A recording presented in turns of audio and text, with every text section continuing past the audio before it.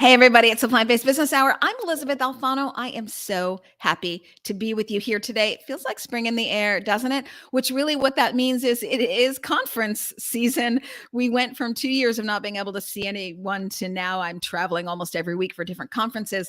I just came off of Expo West last week where I was live from the Ingredient booth.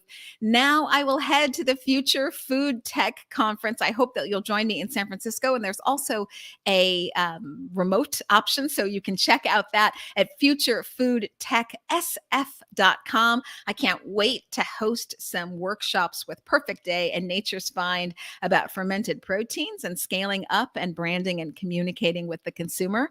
Very excited about that, as well as I'll do another Plant-Based Business Hour live from Future Food Tech. That's March 23rd through the 25th. So I hope that you can come there. And then right on the heels of that, I will do my first Capital Markets Summit. I will be speaking at the 30-year-old Wall Street Green Summit. It's my first chance to get in front of capital markets to explain the connection between our food supply system and the environment. This is a message that Wall Street hasn't heard before. If you can believe that the sustainability conference has been going on for 30 years and they've never had anyone talk about the global food supply system. So I'll be making the point, which is one of my missions of VegTech Invest, the new company that I started with Dr. Sasha Goodman. I'll be making the point about the deleterious effects of animal agriculture on climate change, on deforestation, on our planet as a whole, and how plant-based innovation is replacing and really disrupting the entire global food supply system. We believe it's a secular trend. I'm sure you do too. And so does our guest today. I can't wait to discuss real consumer behavior patterns with Nil Zacharias. He's on today and he is the co-founder of Plantega. Nil, thanks for being with me. Thank you, Elizabeth. Thanks for having me on. I do have to say, you and I are pals. You've gone out to dinner a bunch. I love to see you. But even when I see you in person, I always in the back of my head, I say, did I pronounce his name right? Did I say it right? It's Zacharias. That's the only part you got wrong. Zacharias. Okay. And I said Zacharias, didn't I? Yeah. Zacharias, Nil Zacharias, co-founder of Plantega. Thank you for being with me. So much to dive into. So I think of you as one of the pillars, honestly, of the plant-based community. You, long time ago now, since the world moved so quickly, you were one of the founders of Eat for the Planet, the website and website magazine, I'll say, but then quickly moved into consulting. And you've had some other companies along the way, like you were a partner in 80/20. But now you have a new venture. And first of all, I'll say thank you for all the work that you do to move the needle for people, the planet, and animals. And thank you for wherever you see a white space, you're hopping in. I certainly feel the need to do that with VegTech Invest. So your newest endeavor is Plantega. Tell us, what the heck is it? Great question. Great place to start. I think, I came up, let me tell you why the idea of Plantega, and then I'll explain what it is. I think Plantega sits at the intersection of two big things that are happening. One is I need to take you back to 2020, in the middle of the pandemic, right after the social unrest following the killing of George Floyd. Started asking the question, why is it that every alternative to the conventional food system, whether it is regenerative agriculture, organic, natural, or even plant-based for that matter, it all starts off with the best of intentions, but inevitably we fall into the same predictable patterns where most of the inequities around access and distribution that exist in the conventional food system just start to get replicated within these alternatives. So, let's look at plant-based. Obviously, the plant-based market is growing. Yeah, and today you can find plant-based foods in big box grocery stores and, not just farmers markets. You can find them in e-commerce sites, high-end vegan restaurants, and some plant-based brands are making their way into fast food as well. All that being said, still, because of geographical reasons or because of the price point of these products, we still find that those who are most affected by the inequities of our conventional food system are somehow excluded from accessing these foods. And this happens because of a multitude of reasons. It isn't because the brands don't want them to have access to the products. Many of them are just a function of the way the food system is organized. So that's one issue. And what makes it worse is that over the years, we've been saying that, sustainable food is a question of choice, without acknowledging the harsh truth that choice isn't a privilege all Americans share. And so, I think access and equity are reasons enough that we need to do something more to accelerate the shift towards plant-based. But that's unfortunately not where the story ends. And that's where the second part of the reason we came up with Plantega is, if you look at the plant-based food market, again, all signs point towards growth for the most part. I mean, we can get into some of the recent debates around whether the market is really growing or not. But the fact of the matter is you have hundreds of brands, highly saturated categories of products on one hand that are looking to disrupt animal agriculture and provide more options to consumers. And on the other hand, if you look at the studies around consumer behavior, it's clear that majority of Americans are cutting down on meat consumption and want to choose plant-based. But the access, the distribution, and the merchandising channels that exist in between today create more choke points and inefficiencies than they do create opportunities. And so I got fascinated by this idea where how can we make plant-based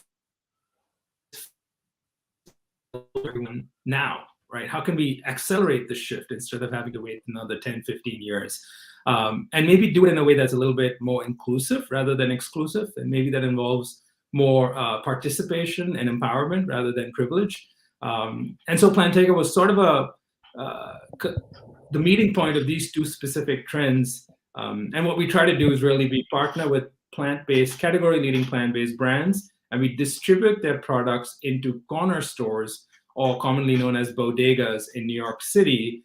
And we bring their products and their brands to life in the form of a turnkey, a unique plant-based deli in-store concept that basically creates an entire deli menu full of the typical deli counter specials that you get in New York City, except ours are 100% plant-based. Okay, so much to unwrap there. First of all, I want to kind of go back and just lay the groundwork for folks so that they know what we're talking about, because not everyone is in New York City and not everyone knows what a bodega is. So Plantega at its core, I know you were talking about a lot of the reasons about what's driving you and why you got in, but Plantega at its core is bringing a plant-based deli menu to bodegas, corner stores, otherwise known as, in New York City. And as you talk about what drives you, this growth of plant-based that you're personally interested in, and food accessibility and making healthy plant-based choices accessible for all, you found that bodegas, I believe I'm hearing this from another presentation, so correct me if I'm wrong here. You found that bodegas is where a lot of people of color shop, a lot of, just the neighborhood workers, the neighborhood livers, not the people who are living in New York penthouses, but the people on the, in and around the streets of New York. Is that right?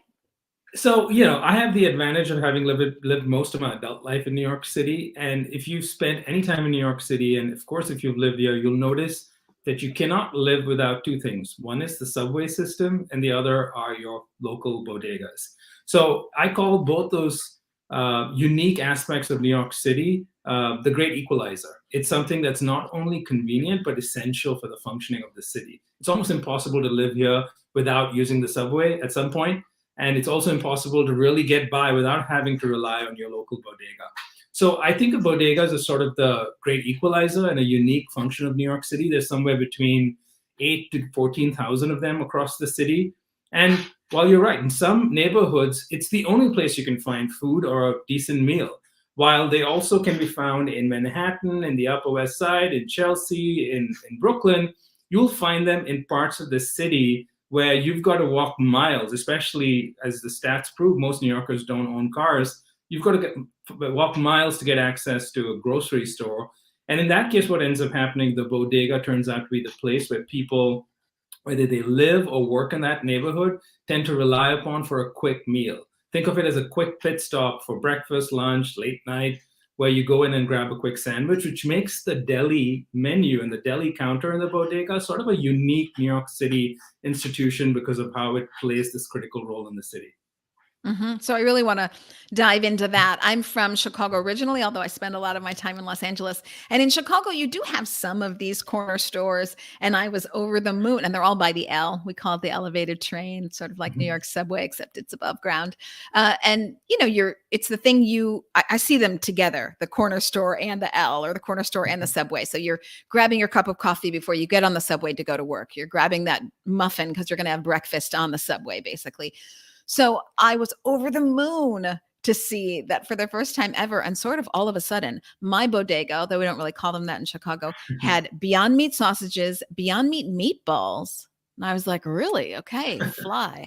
And Ben & Jerry's, plant-based ice cream, like 50% of their Ben & Jerry options. And then the regular chips, plant-based, options like peanuts, chips, et cetera, like sort of plant-based by default. So I was really surprised that they started carrying these items, which is great. Another thing, if you don't own a car, you can't really go grocery shopping and then carry a lot of things. It's another asset to the bodegas. You can pick things up in small quantities.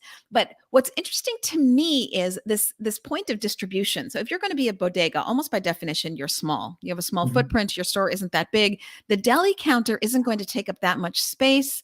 How much volume can you really do at a bodega, and how many bodegas are you in currently?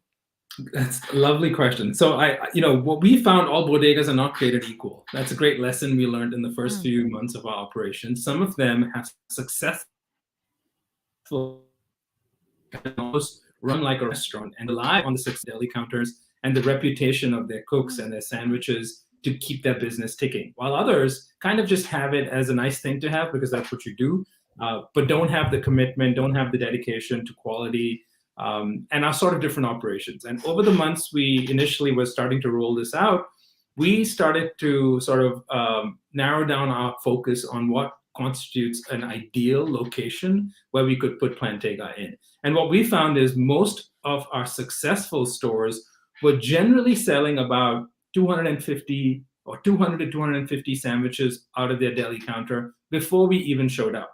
And when we add the Plantega menu into the counter, into the deli counter, we find that we make up about 25% of their overall sales.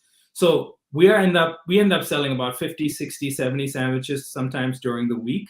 And on the weekends, that number usually tends to spike because we've seen this phenomena where on the weekend, as opposed to during the week, on the weekend, most of the customers who come to this location tend to travel from other places in the city or even outside the city, from New Jersey or Long Island. And many of them tend to be vegans because they are essentially traveling to try our unique menu, because you really can't find a menu like that anywhere in New York City, not even in a vegan restaurant. And so what we really have learned is that we are focused on locations that drive a high volume in sandwich sales out of their deli counter already. And we just go in there and then amplify their business and get consumers to choose the plant-based options instead of the meat-based options in the deli counter. And then secondly, we're very careful about opening in locations that are right next to, just like you said in Chicago, you'll find corner stores near where the L train is. In New York City, you'll find the most popular bodegas tend to be in places that are, right by the subway stop, next to a hospital, next to a big commercial hub or a tourist area. And so we've now become really intentional about the kind of neighborhoods and the kinds of locations that we launch stores in. And I know you also asked this question, so I'm going to end with it, but we are currently in 16 locations across the city and in 4 out of the 5 boroughs. Okay. So while you were talking, I did get to toggle to your website and show some of the menu options that you have, just rattling them off here. A barbecue pulled pork sandwich, a fish burger from Good Catch, buttered roll, so Miyoko's butter, deli slices from Tofurkey to make a deli sandwich, a breakfast burrito, just egg, no evil chorizo, avocado. So gosh darn good. Let me ask you, you said that you sell about 50 sandwiches a week. So then are you cannibalizing the meat deli, or is this in addition to the 200 sandwiches that they would sell regularly? So this is per day, just to be clear. It's 50 plus per day because those stores tend to sell about 200 general sandwiches. We find during the week, we're essentially cannibalizing some of their animal-based sales, but there's also an effect where we are bringing in some new customers. So it's really, we haven't done any hard research on it. Most of it is anecdotal, but we spend a lot of time talking to the store owners, and they say that they notice that most locations tend to get repeat customers because the customers frequenting the location I really work or live around them. And so they find that some of them come to the store and will choose our sandwiches some days of the week, not always. And it's partly, it could be because they're cutting down on their meat consumption. It could be because our sandwiches are a little bit more expensive than the meat-based options, obviously. And so they don't want to spend on our sandwiches every day. But we do find that we're noticing that people who previously shopped at that location, when they had no vegan options, are suddenly coming in there and choosing ours. And that is a clear data point that we're actually eating into meat sales versus, pun intended, of course, versus just bringing in some, hardcore vegan and vegetarian customers who are traveling to those locations. Our intention all along was, how can we change the environment in which people consume food by giving them a healthier, more sustainable, more humane option and making it easy for them to make that choice? That's the whole sort of thinking behind how we've designed the Plantega in general. And we're finding from all our success across the city is that when people walk into one of our stores and they see our attractive looking menu, they see our signage, they see our posters, and they see the word plant-based, it makes them curious. And that's a good starting point for them to at least take a look at our menu and perhaps make a choice to choose something plant-based versus what they would choose. Yes. So here are some images just from the menu. Is it the same menu every bodega? So you're stabilizing, that's not the right word. You have one menu. Exactly. Yeah. For every bodega. Yeah. So our whole standardizing. Sorry. Yeah. So we standardize it across the board. All the brands that we work with. So there's three different aspects to Plantega. One is the brands that we partner with. As you can see, we partner with some of the category leading plant-based brands in the industry, and we take their products and bring them together and bring them to life in the form of this amazing menu that showcases the uniqueness of each of those products all together. Now, so from the brand standpoint, it's a really winning proposition because they now get access to a new distribution channel. They get access to a new way to drive product trial within a diverse set of new customers that previously have never even tasted their products. And then lastly, they get to build more brand awareness in a very culturally relevant way in New York City. There's not, I didn't mention this earlier, but bodegas are, part of the fabric of the culture of New York City. And here the brands get to bring their products to life through our menu. From the store standpoint, we just make it very easy for them to sell plant-based food. We offer them a completely plug-and-play solution. So all they have to do is say yes to work with us. We deliver the products to them. We install the signage.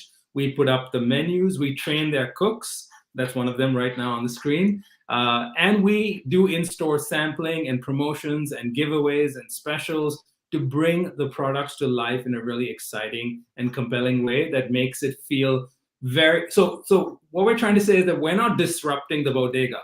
We're empowering them. We're empowering them to sell something that they currently are kind of been left out of. So they've been left out of this plant-based boom because of course, some of the challenges of distribution, which keeps the smaller players like independent corner stores, makes it really hard for them to access some of these cutting-edge brands. So our goal is, can we bring the foods of the future to everyone today? And our way to do it is through this amazing distribution network we have in New York City called Bodegas as a starting point. Yeah, it's really wonderful that the bodegas have gotten behind this. Have you had to go in like bodega by bodega and convince them? Or have they been willing, just kind of seeing or maybe, hearing through the grapevine that, oh, these bodegas are getting a boost in business. These 16 bodegas that have Plantega delis are getting a boost in business, and we want some of that action? Or are you having to go really sell it So hard? when we started off, we were definitely just going one by one, trying to convince them that we were a real thing and we weren't there to disrupt their business or to trick them into buying something that wasn't going to sell. So I would say the hardest was the beginning when we were trying to establish it in the first few locations. But since then, a few things have happened. We do both. So on one hand, we get a lot of existing bodega owners who will refer us to others because they're a pretty tight-knit community in New York City. And we'll get some leads through that, which is one way we learn about new locations. But we also have a field sales team that's out there scoping out locations, that tries to figure out, that is on a mission to figure out which are the best stores in each neighborhood where we would be the ideal fit in. And then we try to convince them to launch Plantega in it. And is it a hard convince? It really depends. It's more about persistence in terms of finding the right person to talk to. I think once they understand the concept, and secondly, once they see the numbers. And here's another part about what makes Plantega unique. The way I established the economics of how this works, of the business model, is we source the products from the brands at a fairly discounted rate in most cases. We are able to sell the products to stores at a competitive price point. And then we've structured it in such a way that the stores tend, and this is an important point, the stores tend to make more money selling a plant-based sandwich from Plantega than they do selling the meat-based sandwich. And that's partly because of the way we structured it. Their cost is about $4 or $5 per sandwich that they sell, and they sell it for about $8 to $10. And so when they see the numbers, and we break it down to them and we say, okay, you're going to make $5 per sandwich. And if you're a good quality store with high volume of business, you're going to sell 50, 60 sandwiches a day. These guys are smart businessmen. The numbers start adding up in their heads pretty quickly. And they already know there's no added cost to them. This is just going to amplify their presence in their store. Plus, they look at our signage and the way we do sampling and marketing and social media. And it becomes clear to them that this is a bit of a win-win proposition. And what's the worst that can happen? We even tell them at times that if for the first order, if they don't sell the products, we'll take it back. And that's never happened. So we know we only enter stores where we know we're pretty guaranteed to have a success. Yeah, there's so much to unpack here. First of all, we always talk about taste, price, and convenience. And we're thinking of the consumer when we say this, but it has to be convenient for the store owner. No one's going to go against their own best interest. So this has to be a moneymaker. It's full stop. This is one of the reasons why VegTech Invest decided to move into the capital markets. Our sector has to be making money from the small bodega all the way on up to the New York Stock Exchange.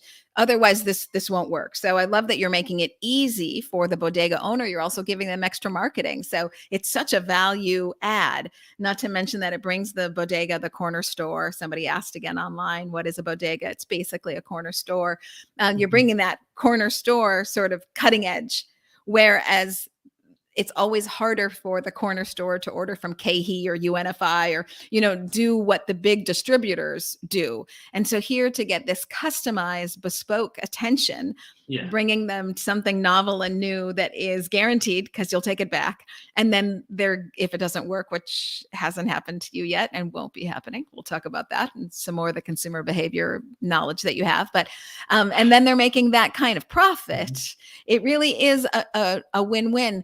And I'm so happy to see that because the bodega is the antithesis of, let's say, the large Ralph's or Whole Foods, et cetera. And when I go into my Ralph's, I see in the frozen section 8 frozen doors of meat.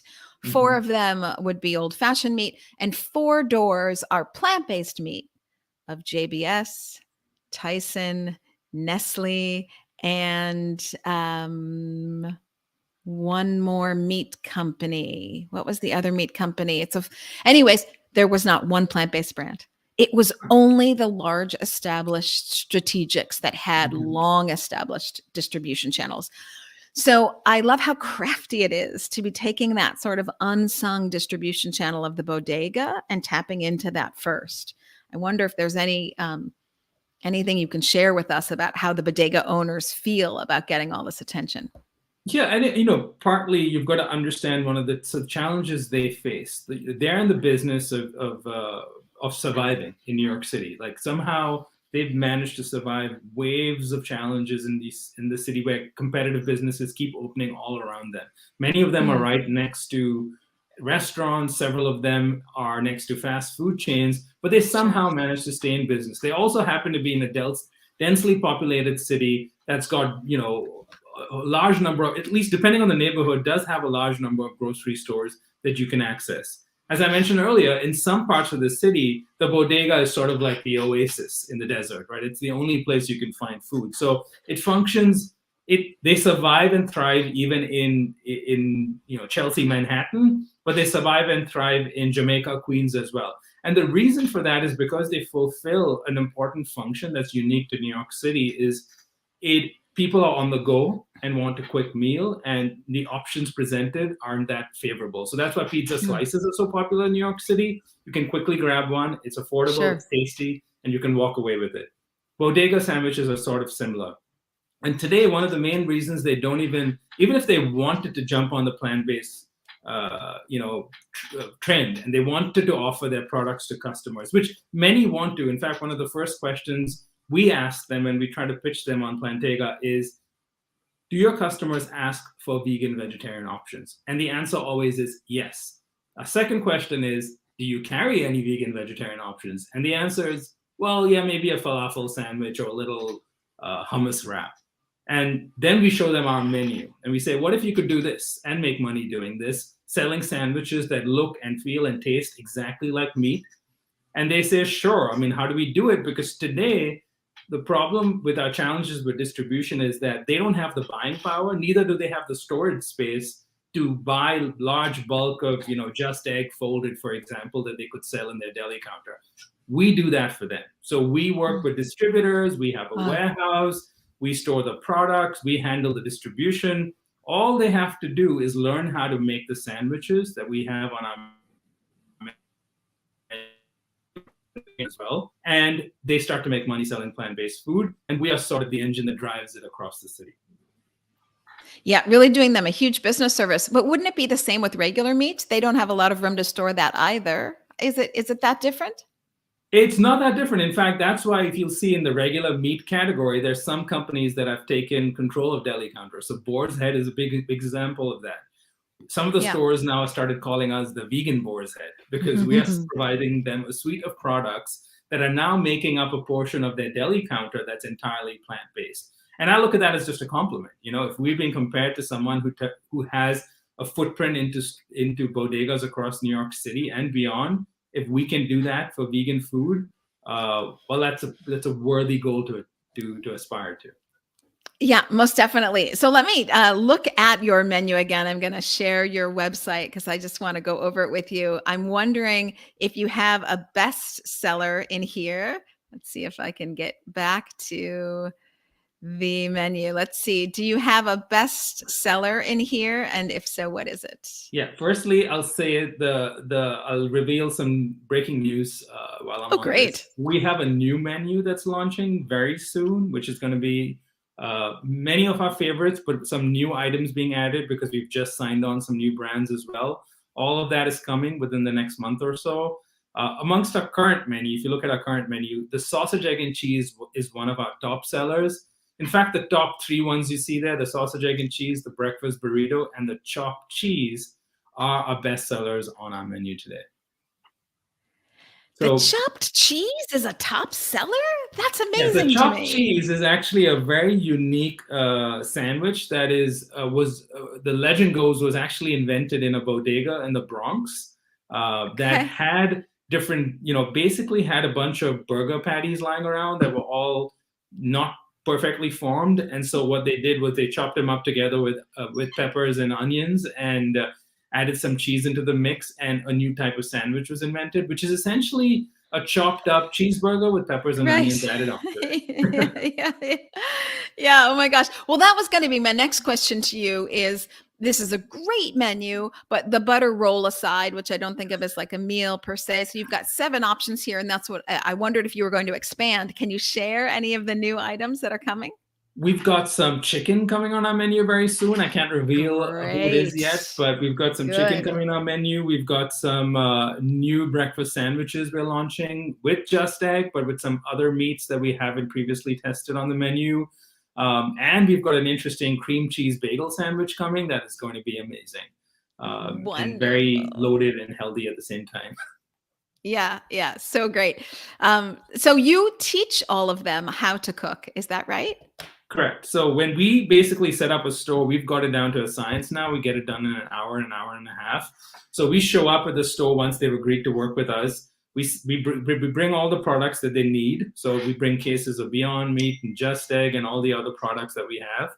And we provide them training on each and every menu item. So someone from our team goes behind the counter, talks to the cook, and gives them detailed instructions on each sandwich. And then we have them make the sandwiches right in front of us. And usually, and this is the best thing we've noticed, is usually while we're there for the hour and a half, setting up the stores, putting up our posters, setting up our signage and our menu, and training the cooks, inevitably, at least 2 or 3 people would walk into the store and order something from the menu before we've even completed the training. So that's a sign that we obviously are doing something right. In fact, we were setting up a store in Jamaica, Queens, a couple of weeks back, and right across a hospital, and we were seeing doctors, nurses, EMT staff walking in and being, oh my God, plant-based options finally at this place that we have to grab lunch every day, because it provides way better options than what we get in the hospital. And now they can choose vegan when they show up outside of the hospital to pick something from the bodega. So we've seen, I've for years, as you mentioned earlier, been involved in the space, and I've written books, hosted a podcast, started a couple of companies. And most of the work I've done has sort of been, either online or in the form of written or spoken words, right? Plantega is the first time I feel like I've been pushed to the front lines of consumption. And it's been really gratifying to see people who've never tried something plant-based before, seeing school kids, seeing cops, seeing firefighters, seeing everyday New York people who are busy on their way to work, walk into one of our locations and look at our menu and say, that looks really delicious. I think I'm going to try that. And sometimes they do it because they see the word plant-based and they're curious. Sometimes they do it because they recognize a brand, because they're familiar with a particular brand. But often they do it because I think this is the part where we sometimes don't recognize, because we sit here and pontificate about the future and the present of food. People out there are just trying to make quick choices. And if you make it easy, make it convenient, and make it delicious, of course, and sell it at a competitive price point, we are learning that people are inclined to make the plant-based choice, especially when you make it fun and convenient and you aren't preaching to them, which is definitely our approach. Yeah. If you have no hurdles to entry, given an equal playing field, they'll choose plant-based all the time. The upside for the environment, the upside for animals, the upside for their health, given the option, assuming you haven't made their life difficult in any way, shape, or form. So that's price, that's convenience, access, that's taste, of course. They'll go plant-based. That's what I see as well when I work with different brands. I'm curious, a lot of the data that has been coming out in, let's say, the Financial Times, saying that, well, repeat purchases just aren't there for plant-based, and that the industry as a whole is sluggish, slowing up. There's even been hints at, well, maybe it's already over. This fad or this craze is gone, is ending. I'm curious what you can tell us. Even though you're food service, you're also having that touch point with the actual customer. You see them eat it and their reactions. I'm wondering what you can tell us about like repeat purchases, consumer behavior, what they gravitate towards, what's most important to them. Is it price? Is it taste? Is it trying something new? Is a lot of this just a novelty purchase? What can you tell us? Yeah. And, again, I'll have to caveat this by saying that we don't do any hard research. A lot of this is anecdotal. We haven't done it yet. We might choose to do it down the line. But we've been in operation for nearly a year now. We're in 16 stores and we're selling a lot of plant-based food. And we're doing it in parts of New York City that previously someone would consider, technically call it a food desert. It's on places where people are even have access to healthy food, or, maybe not even familiar with what plant-based is. And we're seeing a good cross section. So we are in popular neighborhoods in New York City. We're in hip neighborhoods in New York City, but we're also in parts of New York City that most people who travel to New York never go to. And so we've been able to observe a pretty wide cross section of consumers choose our products. And what we find is that taste is what drives everything. I think if I had to give you a few takeaways, is one, first and foremost, people will eat it if it tastes good. And the way we've been able to drive that point across is we do a lot of product sampling. So we do sampling events This is another way in which we bring the brands that we work with to life. So we go out there, we will sample a sandwich or two. We will talk about the brand who's in the sandwich. We will explain what's in the ingredients. Usually, the first questions we get asked are, "What's the product made of?" And is it free? And we're like, "Yes, just take a bite. If you don't like it, you can go away. You haven't lost much." And we find people are mostly surprised when they taste it. They're like, "We cannot believe that this sausage, egg, and cheese is entirely vegan. We wouldn't even know." Or they'll try the fish burger from Good Catch Foods, for example, and be surprised that that is actually made of plants. We've recently watched a customer eat the fish burger and literally say, "Oh, this is great, but it's fish, right?" And we kept saying, "No, it's not fish." And she just couldn't believe it because it tasted like fish. And that's the whole point. So we believe that customers are knowledgeable about plant-based. They've heard about it. They know it is better for you. I think health is what's driving their interest first and foremost. And taste is why they keep coming back. So those are the two key takeaways we found, is that people are curious about plant-based because of health. Now, the question remains, what will that first experience eating something plant-based be? And I think we get to see that firsthand, versus if you were a grocery store that's trying to merchandise plant-based products in a shelf, that's a whole different ballgame, right? Because a customer that walks into a grocery store is presented with 50 different burger options, and maybe 5 of them or 10 of them are plant-based. There's no way to know which one's superior. So they might pick up one and try it at home and not even know how to cook it, and end up having a bad experience and will never come back. In our experience, because we do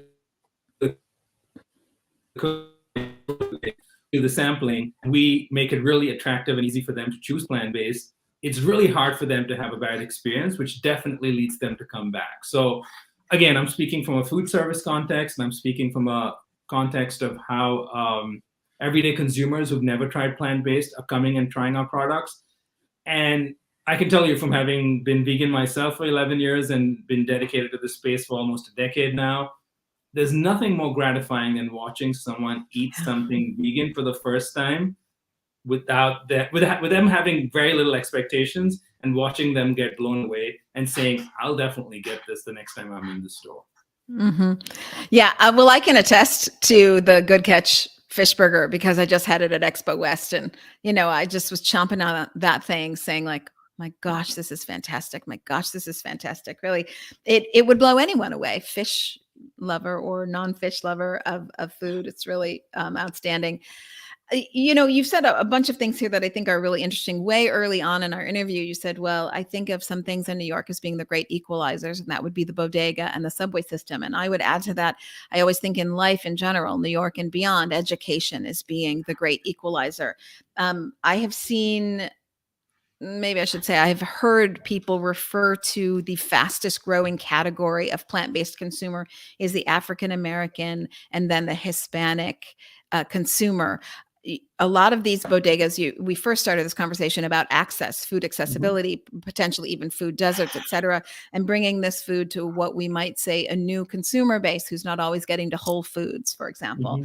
And I'm wondering if you're seeing any different feedback, be it anecdotal, or any different numbers come through your research, even though you're saying you're not doing official research studies, you're still having numbers and you have sales figures, et cetera. I'm wondering if you can tell us anything about those demographics and if plant-based is making a difference for them.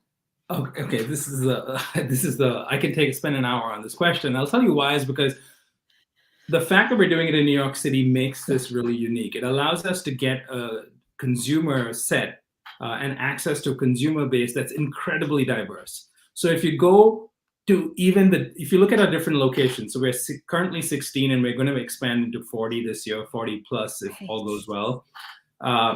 Each of these locations are in very, very different neighborhoods. So, and each neighborhood in New York City or each borough in New York City has a completely different demographic mix. And so we touch nearly every race, ethnicity across the city. We touch every aspect of New York.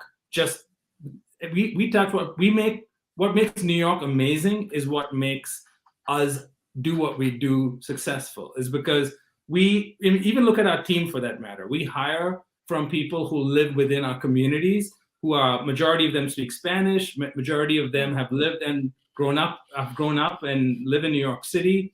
And so we're able to communicate with customers as New Yorkers ourselves. So this isn't some nameless, faceless, plant-based organization coming in, trying to gentrify their neighborhoods and take away what they hold culturally dear to them.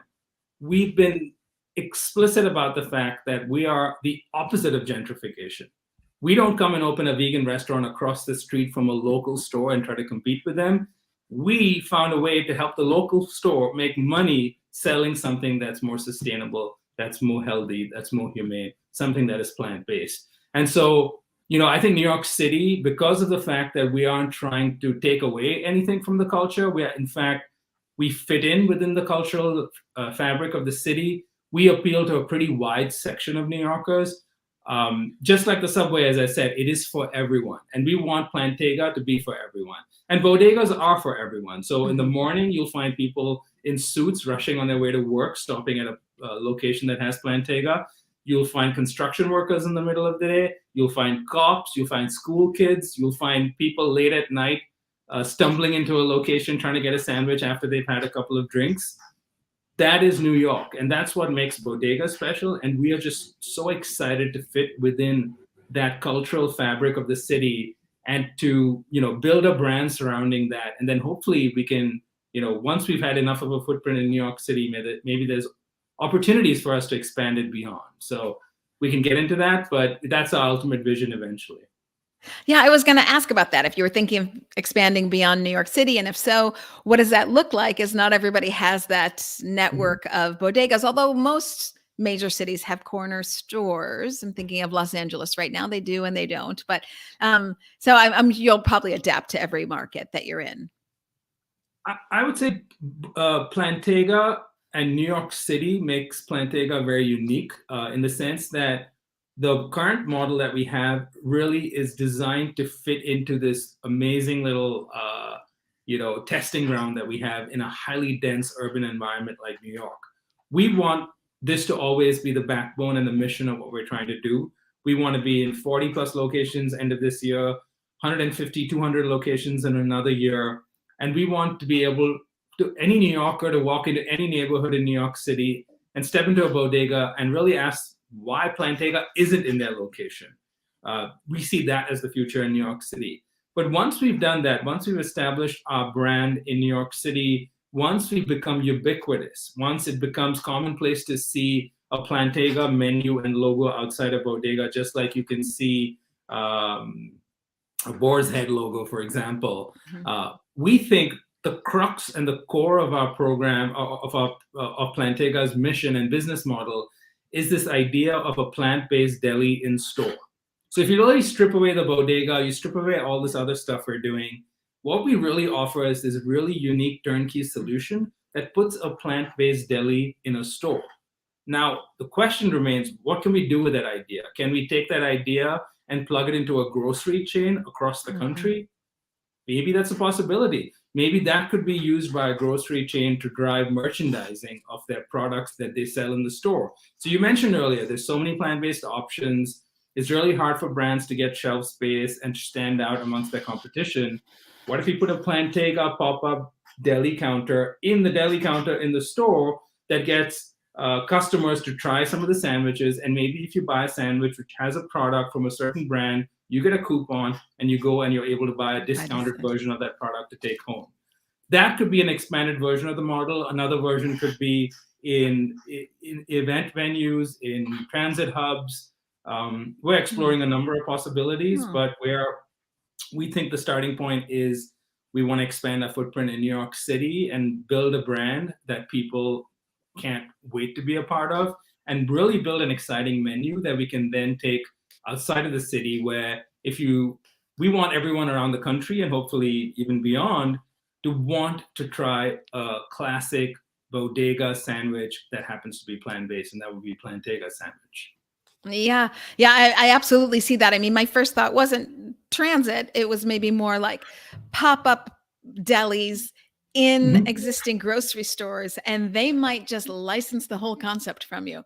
So I can see where even from a revenue standpoint, it could grow from you. So it's not so much that you're giving away everything, but at some point you might license, and so they get Mhm. all of the the pop-up stand and Yeah, they could the take our logos brand, within, they and could take our yes. concept, our recipes, and we would collaborate with them. That's definitely something we're already starting to have some very early conversations about. Yeah, it's the Plantega franchise. So they get, the Plantega napkins, they get the whole thing, so that the Plantega wrap, so that their sandwich is wrapped in the Plantega, everything Plantega. So I can see this as really very interesting. Then for the brands as well, then they have that coupon. They can go back to the frozen section or the fresh aisle, and Yeah. they can go get some to take home. So I just so much opportunity here. So very exciting.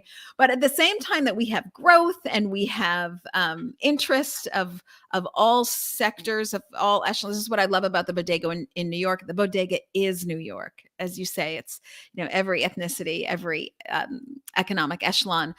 But as we experience this growth, we also experience, the veil of what the general economy is going through now, inflation. Plant-based is already slightly or even significantly higher than other options out there. Now we have ingredient supply chain issues, still coming off of COVID supply chain issues, and then general inflation. How do you think this is going to impact the plant-based sector? Wow, that's a big question. I don't think Sorry. I can answer for the entire sector, but I do think we're at an interesting inflection point. I think a lot of people are just cherry picking data and drawing conclusions based on it without seeing the bigger picture. So often when people make a claim or make a statement about plant-based not growing, uh, maybe we aren't asking enough follow-up questions about what it is that they're basing those decisions on and what Mhm. exactly isn't growing in the plant-based. You can slice and dice. You can take data and slice and dice it in any way. And sometimes you can bring together 5 people and they'll all arrive at 5 different conclusions on the data because they're looking at different versions of it. So I do think there's a lot of confirmation bias happening over here. I think people who Mhm. want to see growth will see growth, and will see the other side as being, completely out of touch with reality. Those that want to see this sector not growing as fast or potentially even failing will look at, say, one company's quarterly earnings, or they will look at some startup that's got an ridiculous valuation, or they look at some investment trends in some, all concentrated in one specific aspect of the industry, and look at that as a sign that people aren't making smart decisions. I think the truth is somewhere in between. Honestly, I mean, I don't think we know everything, and I don't think the path to success is going to be full of nothing but rainbows and unicorns for everyone. I think there's going to Mhm. be some Right. challenging times for some companies. I mean, that's just the nature of any industry and market. It Not goes through its everyone will ups make and it. downs. The question remains, though, I keep asking, this is the question, is that, but is the fundamentals of the industry strong? Like, is it for a fact, are there people choosing to buy plant-based options even though they are not identifying as vegan or vegetarian? Is the flexitarian trend holding? Is the interest in trying new plant-based options, especially, or for fermented proteins or cultivated meat, is there interest from a consumer standpoint? There has to be demand. And then secondly, is there supply? Are there great products being put out in the market? Now, of course, as I said in the beginning, there's going to be, what we're mostly seeing is, I think, a lot of choke points, inefficiencies, bottlenecks in the industry. There's room for a lot of innovation there. And I think people often just look at, there's so many brands, there's not enough distribution, or there's not enough consumer interest, and draw some sweeping conclusions. So I do think, I guess the easy way to sum it up is, it's too early to know, Mm. and you can pick whatever side you want to. But the fact of the matter is that industrial animal agriculture doesn't have more room to grow. It's just it's a declining industry because primarily it's sucking up our natural resources. Um, there's a point we can't go beyond. So we've exceeded those boundaries already. So fundamentally, we need to make a shift. maybe the shift is not happening fast enough, and maybe some of the companies are stumbling along the way because retail distribution is complicated and food service is affected by the pandemic. But the fact of the matter is, what is the long-term view? And you'll ask most smart people, they'll tell you the long-term view is that alternative proteins or plant-based or whatever you might choose to call it is the future. It's a question of when. It's not whether it's going to happen or not. It's just when. And you can argue about when, because I guess we all are just guessing, really. So I do think there's hope. I do think that giving up so soon is a sign that you really haven't seen what the potential is. And yet there will be failures, and we have to accept that. I mean, beyond the press obligation for clickbait, so they have to go for a headline that shocks. If you put that aside, because that's not really reporting, it's not based on anything, it's driven by other motives. If you put that aside, if you're only commenting on a comparison in a non-COVID year to a COVID year, and that's your basis for making these assumptions, then you really haven't studied the issue. And so when I look at it, I see not only growing consumer demand from, anecdotally, I'll say the flexitarians remain there. They haven't shrunk by any means. Depending on who you speak to, it's grown. I've seen estimates that 33% of the population, global population, is flexitarian. I've seen 56%. So, numbers are all over the map, but it's not reducing. So there's that. But then you see generation Gen Z and millennials, and they continue to be focused on the environment. And so a report came out from Innova Market Insights that says planetary health has just surpassed personal health as a reason for changing one's diet. So that's certainly not going away. And then at the same time, you have industry, which is recognizing the business equation of animal agriculture is inefficient and unsustainable. That's why we support it with our taxes. Yes, that means your money out of your pocket subsidizes the thing that makes you sick. So yeah, the business doesn't stand on its own. It's an inefficient business equation because it takes the calorie conversion of feeding animals and getting calories back is so inefficient. At best, you get 1 calorie of chicken from 7 calories of grain that you give that chicken. Well, who wants to invest 70 cents to get a dime back? No one. Same with hamburgers or beef. You get, 1 calorie for every 25 to 35 calories you get in. Well, who wants to invest $2.50 to get a dime back? So these business equations don't make sense. And when you put on top of that there's an inefficient use of land, of water, of time, deforestation, these things that we need on our planet. The major corporations that use these resources, which should be our resources, but they're sort of impacting our resources, they also are realizing that they're at risk of the consumers turning on them, of global lawsuits. I just had Jeremy Collar of Collar Capital and the founder of FAIR, Farm Animal Investment Risk and Return Initiative, talking about all of the risks associated with these large multinationals, because there's antibiotic resistance, and they're going to bear the brunt of that if there's a class action lawsuit. There's all the tainting of chemicals in our water supply. I could go on and on. So industry knows that it needs to change. So now when you have industry coupled with consumer demand and the storyline of climate change, I just don't see that there's any other option. And if someone else has a better option, I'd like to hear it. So it's really easy to criticize and say, oh, I think this was a fad. But then what else have you got? Should we just all implode with climate change? So I haven't heard any other discussions about what else might work. So, and you and I obviously agree on this, and I want to make sure we are aware of our own biases. And I've tried to do that on my podcast as well, where I've tried to bring on voices that maybe have differing viewpoints, and partly because I'm curious, because I don't think we have all the answers, and I think we can learn sometimes from critics as well, and it's important to see all sides of the story. But my conclusion has not really wavered. I mean, I agree that it's complicated. The food system isn't easy to change, and the things that matter in the food system are a variety of them, which is why I even launched Plantega, because it touches on a thing in the food system that sometimes plant-based foods have been criticized for. Just like I mentioned in the beginning, it's like, oh, plant-based is just another trend for affluent people on the coast, right? And it isn't for everyone. I want to prove people that's wrong. It is not only for everyone, it's what everyone wants. If you can figure out how to do it.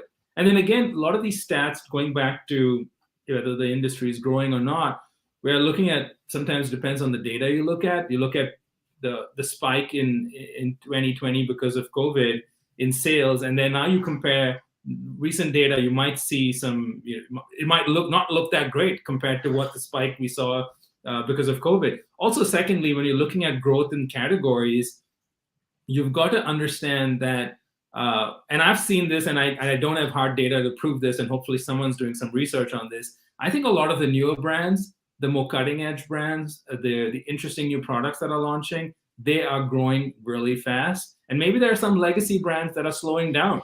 So it depends on which brands you're looking at, which product SKUs you're looking at. This isn't a simple industry that you can just put into a box just because it has the word plant-based on it. So I do think I encourage nuanced conversation. I think it's important for people to debate about these issues. I think eventually you will hopefully end up in a better place. That's what we want, right? So if something else is a better solution, then I hope it comes to light, because I haven't heard of it so far. I haven't heard of it either. And I do want to comment on that. One company does not a sector make. So everyone hangs so much importance on Beyond Meat and some supply chain issues, or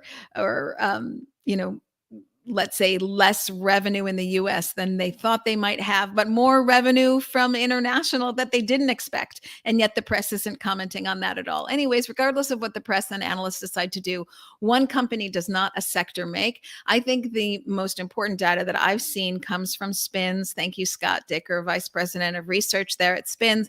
Comparing 2021 to 2020, he did say that grounds and burgers have gone down, but overall, consumers have been trying alternative seafood and alternative chicken, and that the growth overall remains high. Let me give you some numbers there. In 2020, growth in the last 2 years, so including 2020, the big COVID year, was 38.6, and growth of the last year, so just 2021, was 6.8. So what does that tell us? The huge growth happened in 2020. Yeah. That's why that number's so big.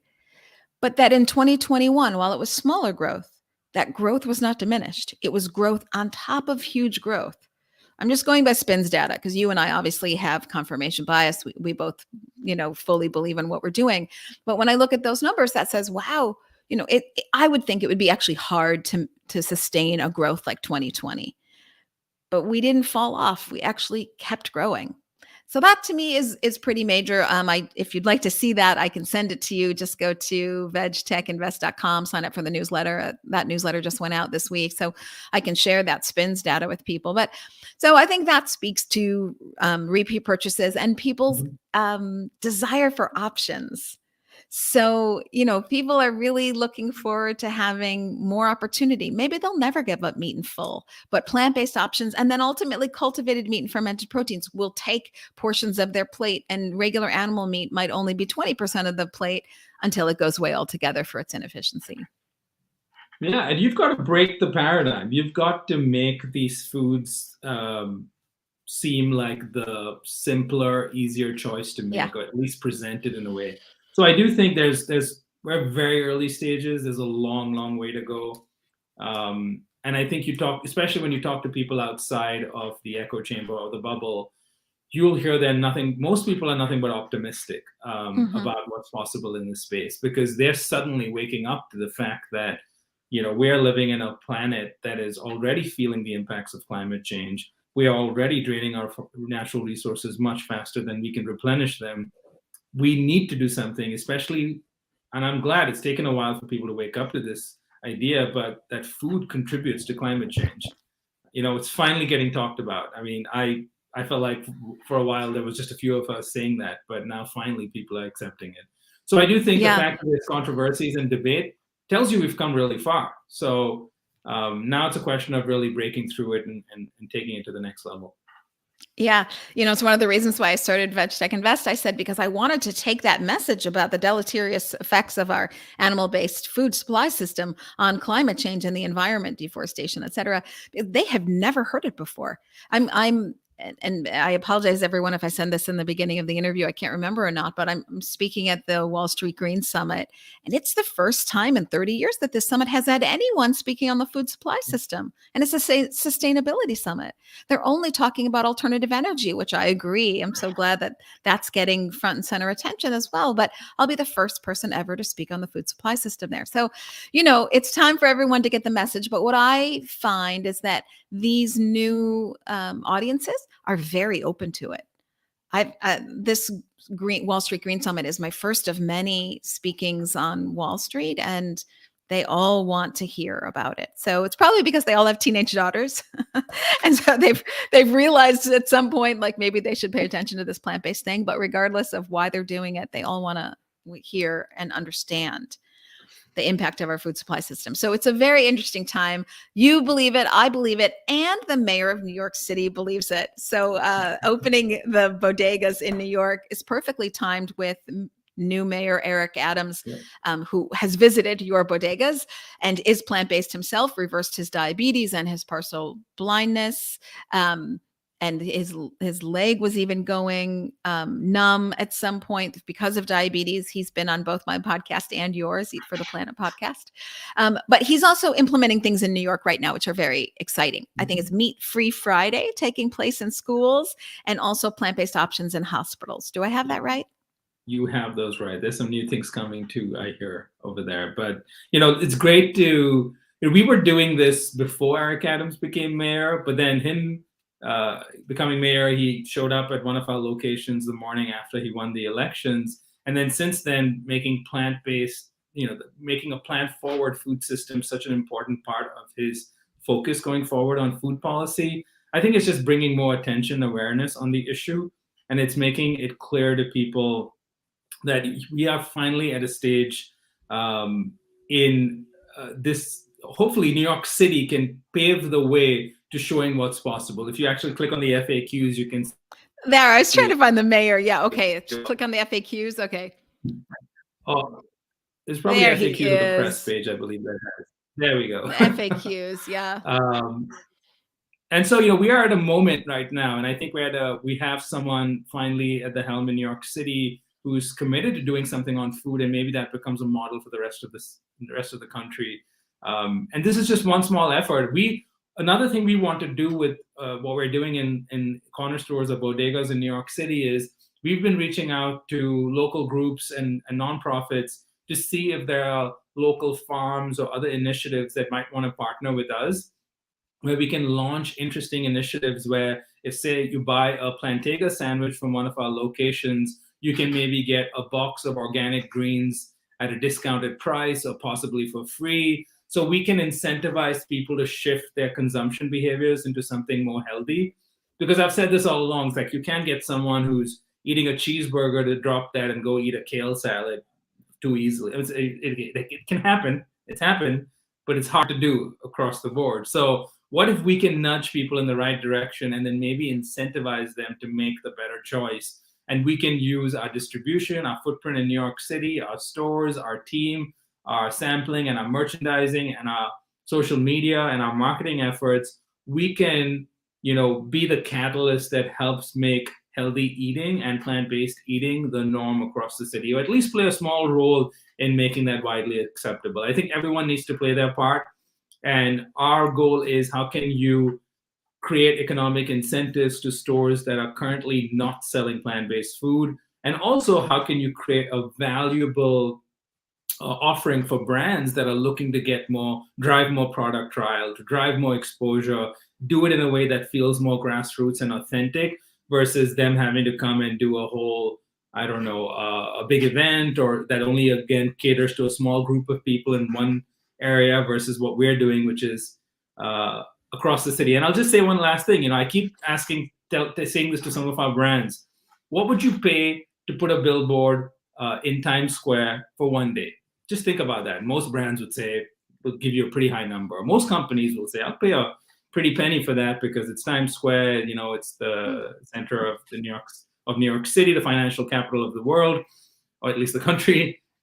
Imagine having your brand across the city in all the boroughs of New York City, in every neighborhood, in various distribution points, on posters, on menus, and also driving product trial through sampling efforts in a very authentic and real way. How much would you pay for that? How much would you give to have that opportunity? And I think that's the value proposition of what Plantega is offering for brands as well. And I think that's important to highlight, because we wouldn't be here if it wasn't for our brand partners who believed in us very early on. We had companies like Just Egg, and we had companies like Beyond and Miyoko's and Good Catch and No Evil, who worked with us when we had 3 stores and believed that they could help collaborate with us and come join forces to create something unique and special. And thanks to their early support, we're here, and we're going to continue with them as we go into 2022 and expand our footprint across the city.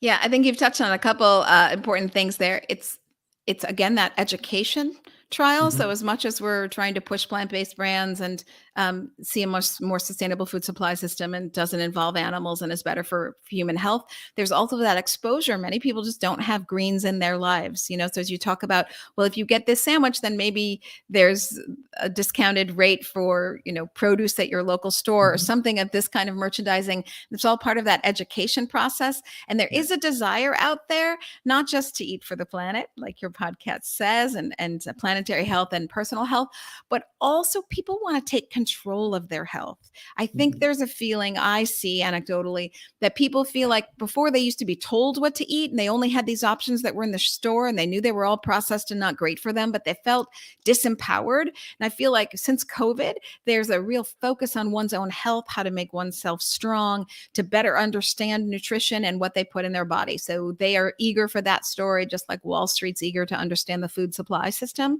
finally. So I think there's this education process that Plantega is so critical. Also, what I love about what you're doing is right now, plant-based is this thing you try. Maybe you go to KFC and you try it. This like, well, maybe I'll do it a second time.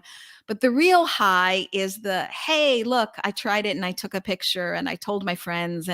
But now how do you take that one-time trial into, this is my daily morning breakfast on my way to the subway. This is my, like, I rely on it. Like my Just Egg and Miyoko cheese or whatever the product is my morning go-to. It's like my, you know, caffeine and solid buddy in the morning is this wrap that gets me through the day. How do you go from being the one-time sample to the consistent food that you rely on and you find comfort in? So I think that's really exciting about what you're doing and giving it to people on a daily basis that fits into their routines really easily. Okay, I am super busy and so are you. So we could speak for hours, but we've run over an hour here. So we're going to wrap it up. I've got 3 really quickie questions I ask everybody. So on your way out, kind of one word at the very most, one sentence answers. What do you wish you knew 10 years ago that you know now? Oh, wow. So I Tuffy? I wish I knew plant-based meat was going to be this big. A lot of investors say that. I should tell the world that you're also doing a raise right now if anybody's interested. But yeah, a lot of people say that. So that's kind of funny. I've got some great listeners here, Tom and Roller Girl. Thank you, everybody, for being watching us with us today. Whoops. Okay, my next question. So you are running around. You're super busy. What is your go-to snack? A sausage, egg, and cheese sandwich from Plantega. Okay, I was going to say, but that's not Plantega, but okay, we'll go with that because I know that that's good. And I have to get myself to New York. In fact, I'm going to be in New York for a big event at NYSE that we're doing, NYSE, the New York Stock Exchange that we're doing. So I'm going to go to the Bodega. Hey, actually, after this podcast, let's talk about that. I'm going to have an event at the New York Stock Exchange. We should bring in Plantega food. Oh, we will do it.